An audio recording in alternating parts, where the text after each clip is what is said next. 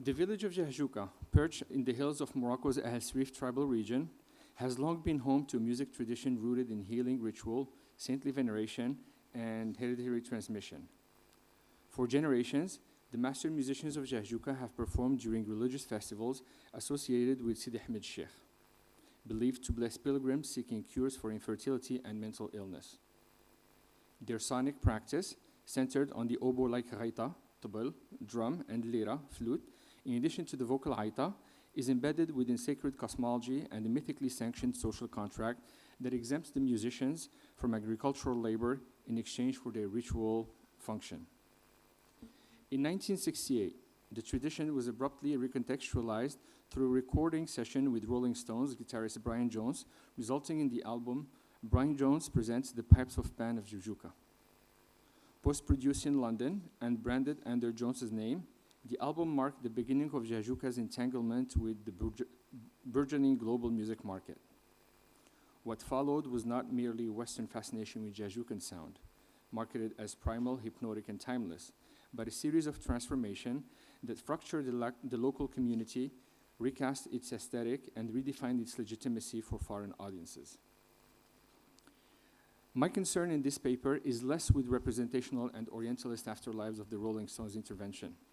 That would be Dr. Akbil's job today. But I'm more concerned with the tradition's internal politics, the way Jahjuka musicians curate sacred lineage, educate legitimacy, and navigate global visibility on their own terms.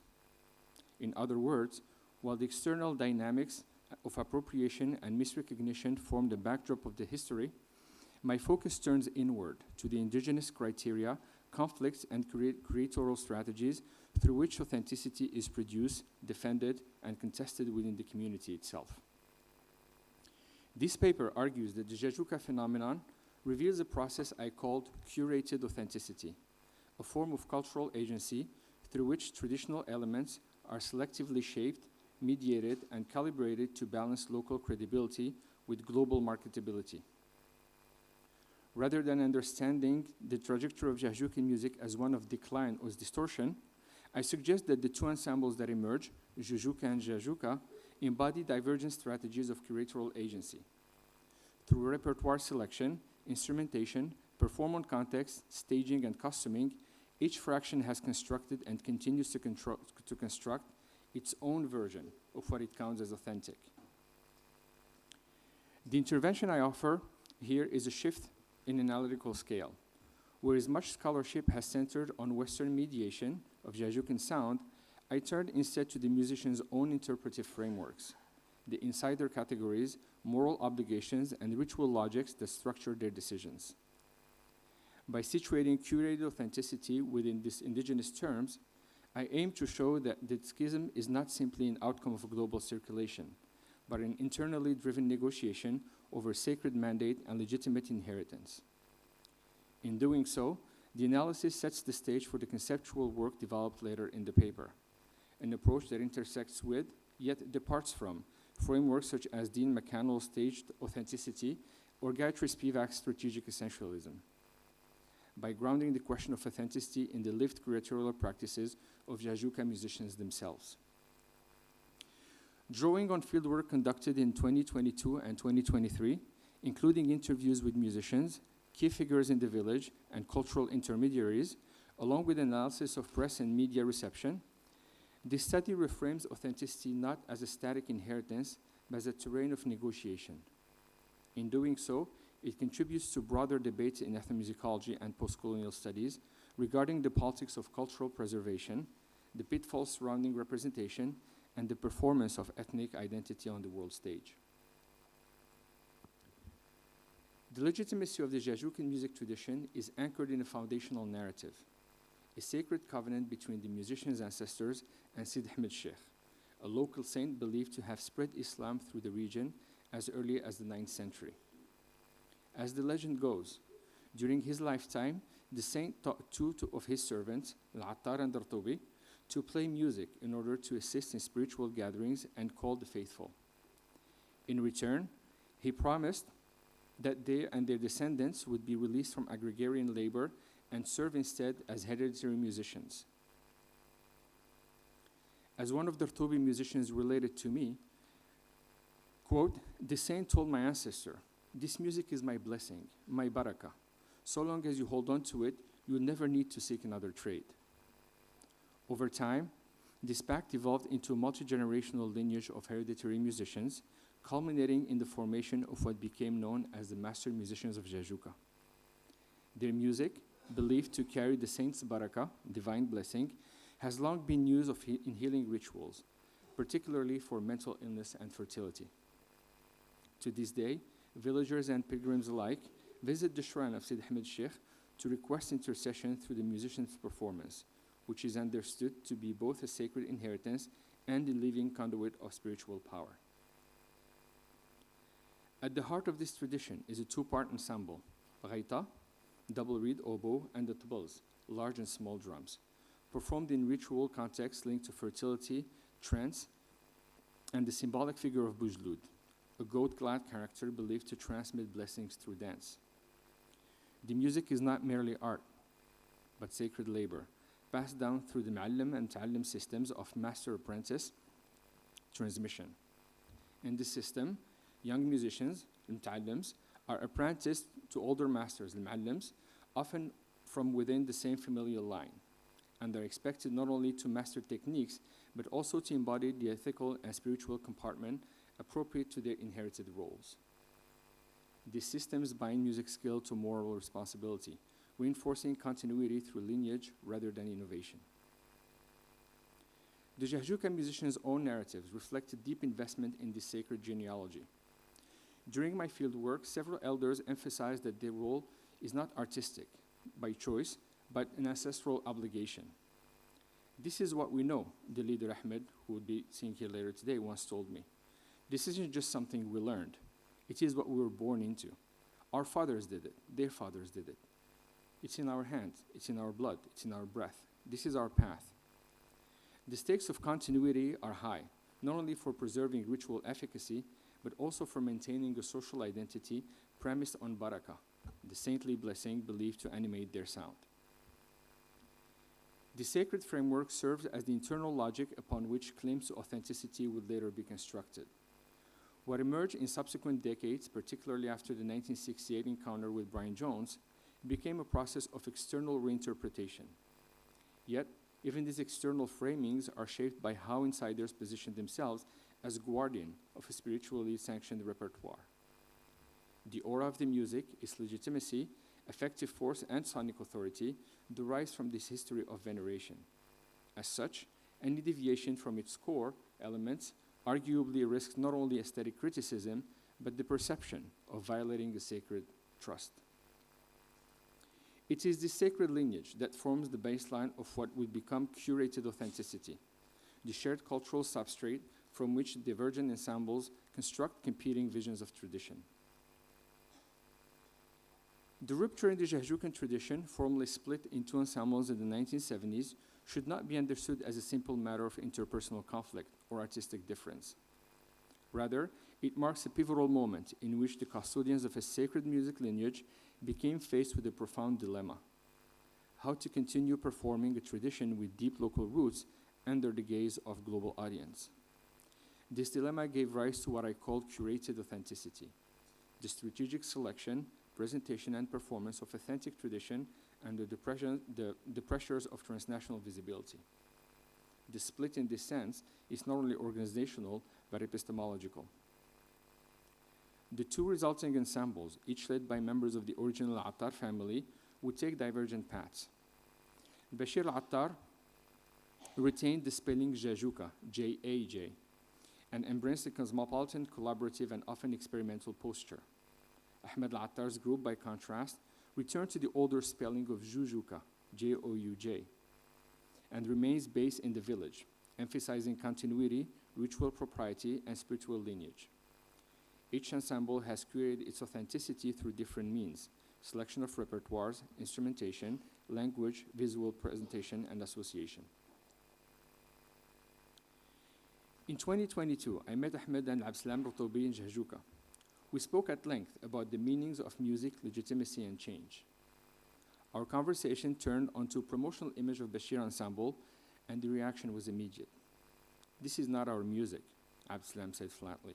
None of these people, except for Bashir, are from the village. The term he used are barraniyin, outsiders. For Ahmed and his cohort, sacred legitimacy is inseparable from geographic rootedness. Bashir's international mobility, his residences in Tangier, Paris, and New York, and his ties to Western figures like Patti Smith, Cherry Notting, Ornette Coleman, and Talvin Singh, and of course the Rolling Stones, are framed as indicators of cultural disengagement.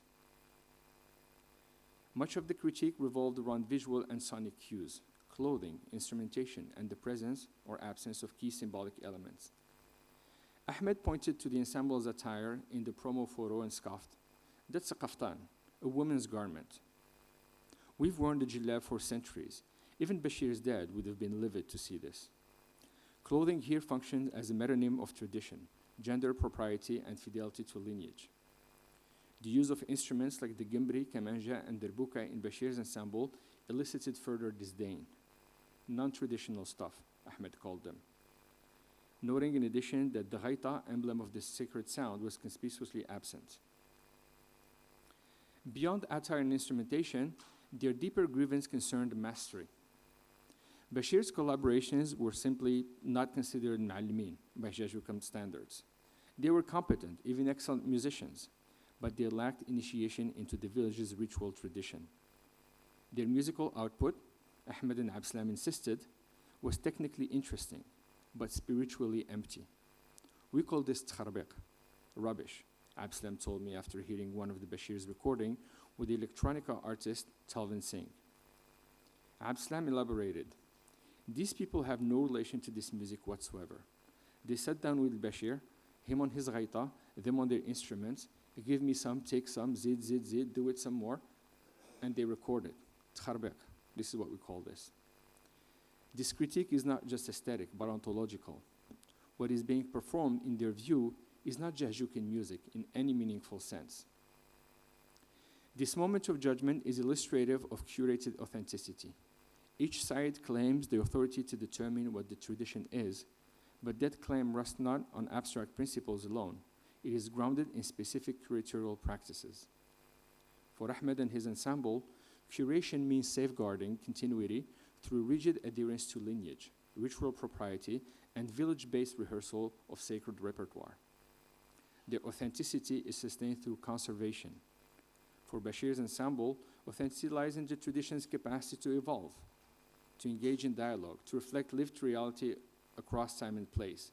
Their authenticity is curated through translation. The artistic schemes is therefore not a binary of authentic versus inauthentic, but rather a dialectic between two curatorial strategies, each internally coherent, each deeply invested in the legitimacy of its own practice. What unites them, ironically, is their shared dependence on authenticity as a performative construct, one that must be constantly enacted, defended, and recognized across cultural and commercial boundaries. The material infrastructure around each group reflects the divergent curations. Ahmed's ensemble retains a close relationship with the village's mosque and school, performs during seasonal rituals, and avoids significant collaborations with foreign musicians.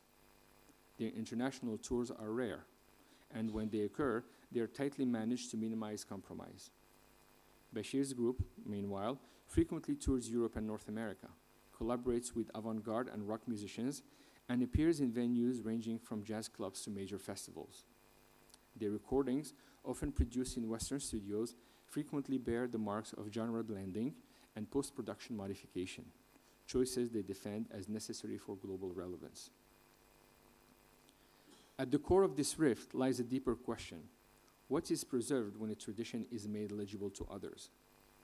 And who gets to decide? The Jajouka case makes it clear that authenticity is not passive inheritance, but an active performance, one shaped by aesthetic values, spiritual commitments, political economies, and the interpretive gaze of audiences near and far. By treating authenticity as something curated, we are able to move beyond reductive frameworks of cultural loss or purity and towards an understanding of tradition as a dynamic and contested site of negotiation. If this schism between Jajouka and Jajouka reveals divergent curations of tradition, The act of performing barra, literally outside, brings the implication of those curations into sharp relief. As Jajukan music moves beyond its ritual context and enters the domain of global festivals, concert halls, and online media, it undergoes a translation, not just of sound, but of meaning. Barra is not merely geographic. It marks a condition of dislocation, wherein music shaped by sacred lineage is subjected to interpretive regimes far removed from its cosmology. The master musician of Jujuka's repeat participation in the 2023 Glastonbury Festival provides a vivid example. Sharing the stage with global icons like Elton John and Guns N' Roses, they performed to thousands in contexts radically different from the ritual enclosures of Jajuka's stage on Village Festival. On the one hand, this visibility is welcome. The musicians see it as an opportunity to assert their tradition before new audiences, and not least as a valuable source of income in a precarious rural economy. On the other hand, it presents a challenge of control.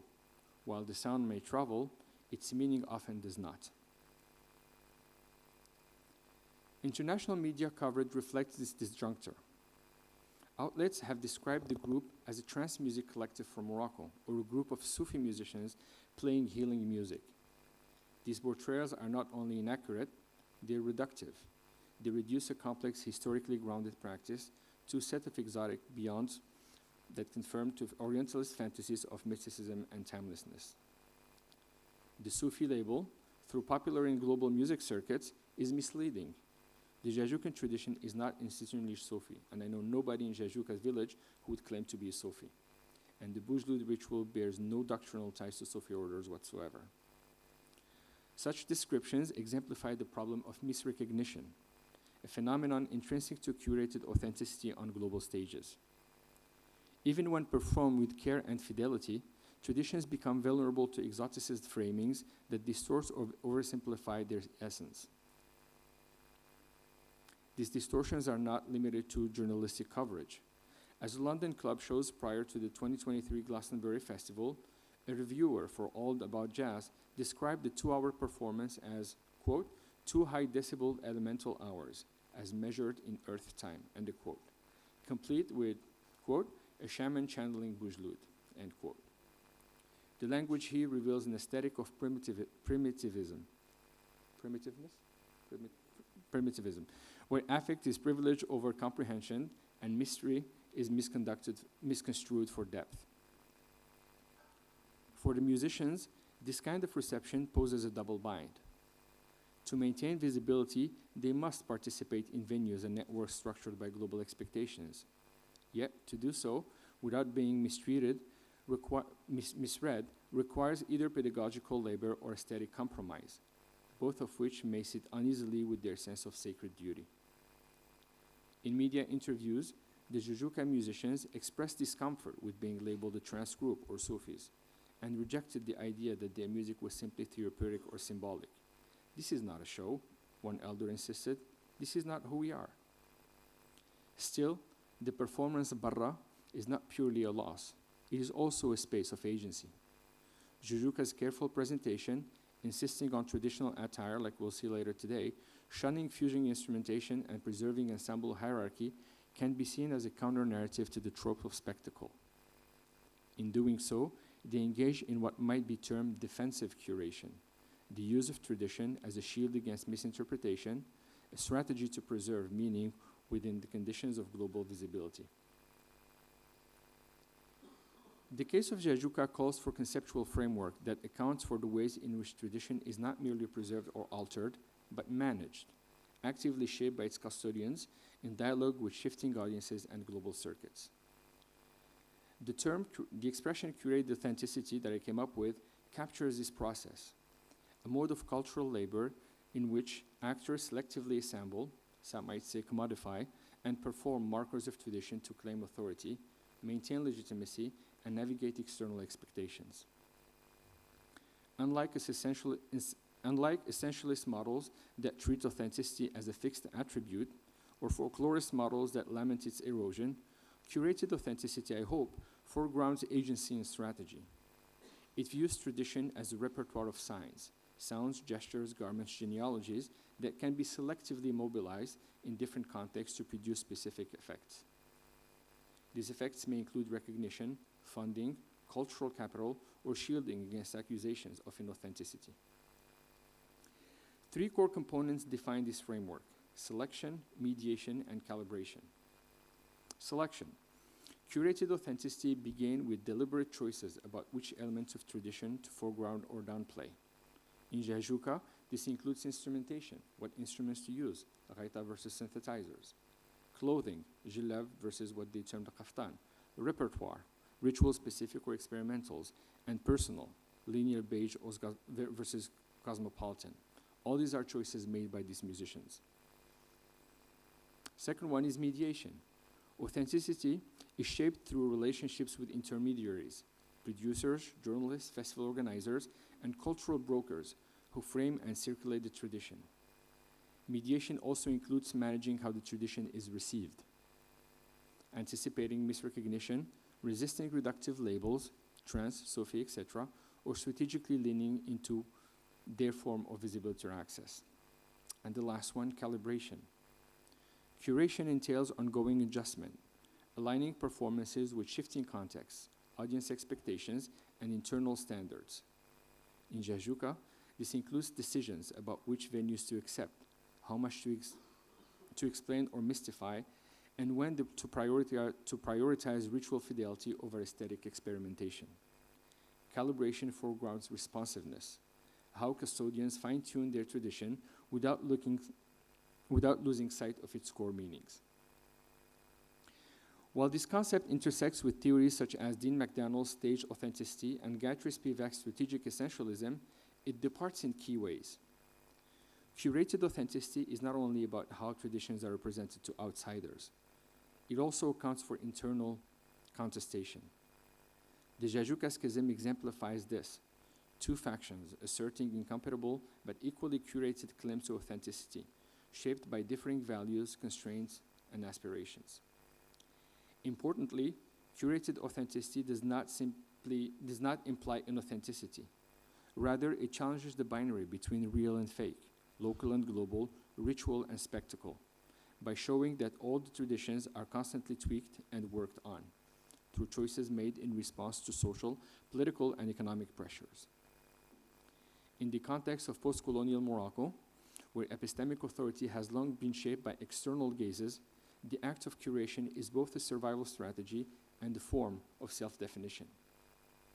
This theory thus offers a lens not only for analyzing the Jajuka phenomenon, but for understanding how sacred and ritual-based music traditions across the global south negotiate their place in the world, a world that both desires and distorts them.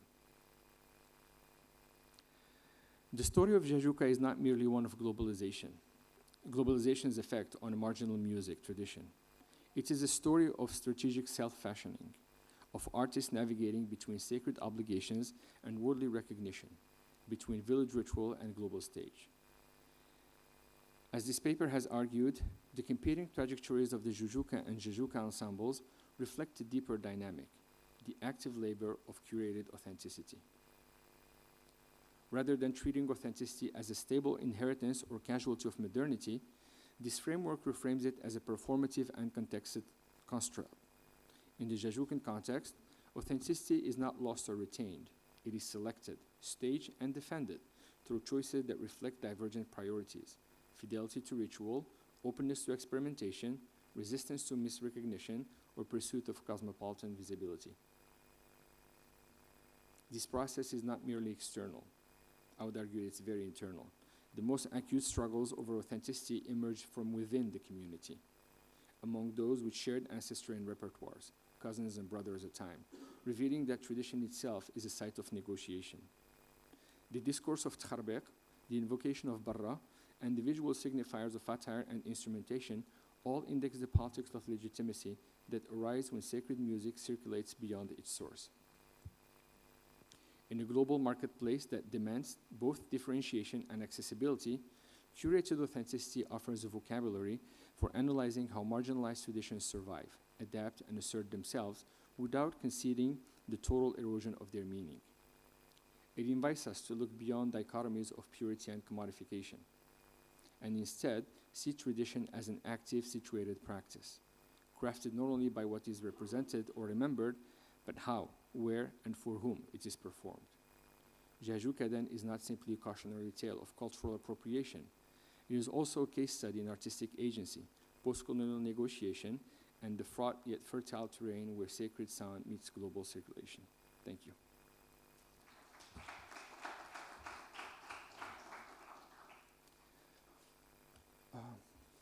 Should we take questions first and then at the end? All right, so let me introduce our second panelist for today, and then maybe we can take the questions towards the end. So, as I said, we're supposed to have 3 panelists today. Dr. Yahya couldn't make it, but I have the pleasure to introducing Dr. Jamal Aqabli. Dr. Jamal Aqabli serves as an associate professor at the King Fahd School of Translation in Tangier, Abdel Malik Saad University in Tetouan.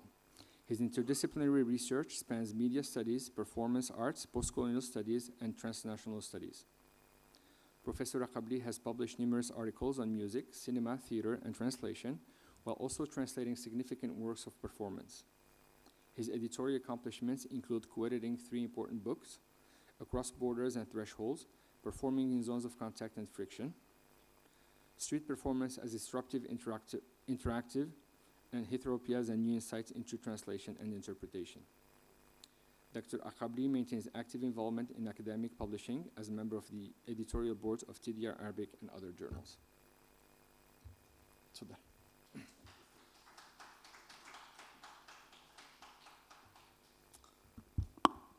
Thank you, Si Hisham, for this nice introduction. Good afternoon, ladies and gentlemen. I'd like to pick up a concept Si Hisham has used about invisibility to give credit to our interpreters, the invisible laborers who make our conversations possible.